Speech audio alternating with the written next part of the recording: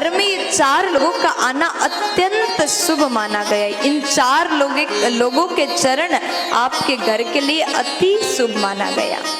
तो ध्यान से सुनिएगा, ये 4 लोग कौन हैं जिनके चरण घर में पड़ने से हमारे घर में सुख शांति आ जाता है।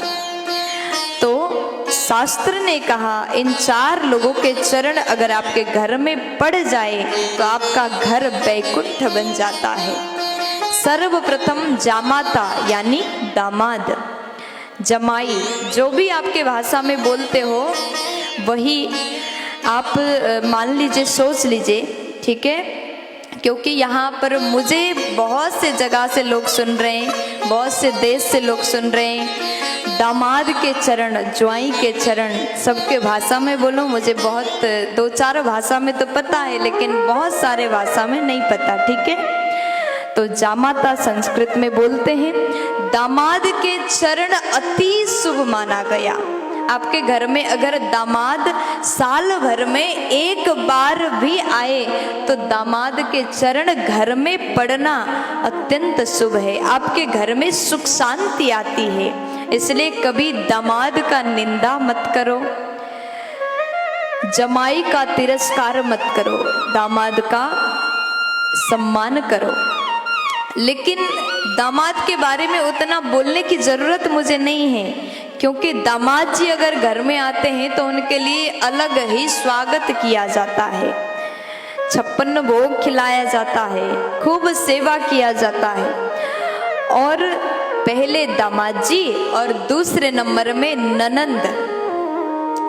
अब यहाँ हर भाभियों को सुनने की जरूरत है, क्योंकि ननंद ज्यादा घर में आए तो भाभियां पहले से मुंह बना लेती हैं, मुंह फुला लेती हैं।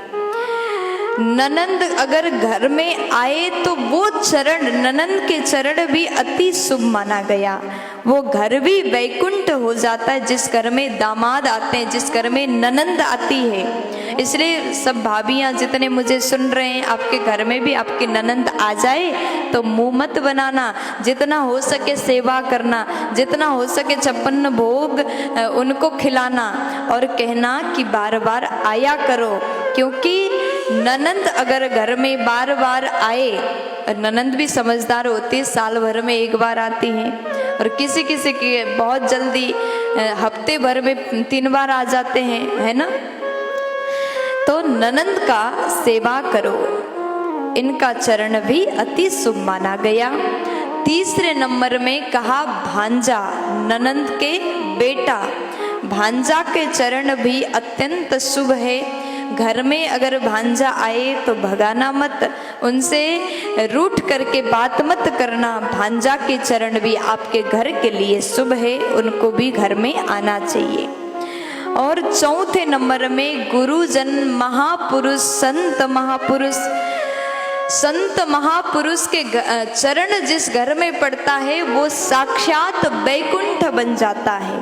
और संतों के चरण जिस घर में हो जाए वो घर के भाग्य खुल जाता है, उस घर के लोग धन्य हो जाते हैं जिस घर में संत का चरण आ जाता है, चरण पड़ता है।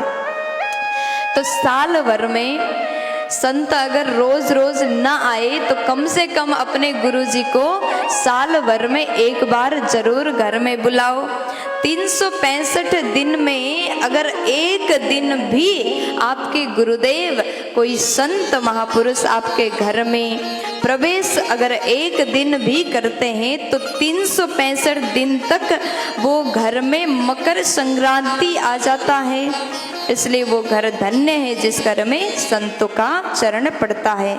ऐसा वर्णन मैं अपने मन से नहीं, ब्रह्म पुराण में किया गया है। तो आप सभी को ये बात का ध्यान देना चाहिए। दामाद, ननंद, भांजा और गुरुजन, ये 4 लोगों के चरण हमेशा पूजनीय है। ऐसा चरण आपके घर में पड़े तो घर वैकुंठ बनता है, उस घर में सुख शांति की कमी नहीं होगी। प्यार से बोल दीजिए ना, राधे।